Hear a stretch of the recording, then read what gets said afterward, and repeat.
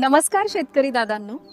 कीटकनाशक महागडं घेऊनही काय चुकतं हे माझ्या सासऱ्यांनी मागील व्हिडिओत सांगितले होते. त्या व्हिडिओची लिंक डिस्क्रिप्शन मध्ये दिली आहे.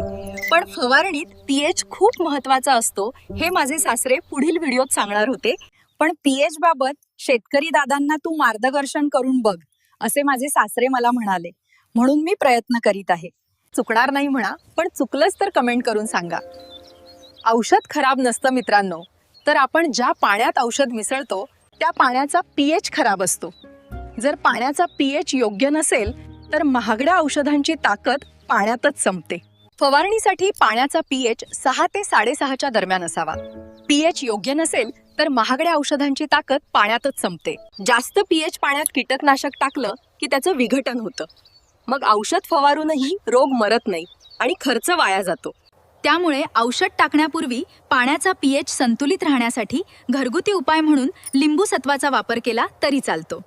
पाण्याचा पीएच योग्य ठेवा आणि मग बघा औषधाचा रिझल्ट. तुमची मेहनत आणि पैसे दोन्ही वाचतील. तुम्ही पाण्याचा पीएच तपासता का?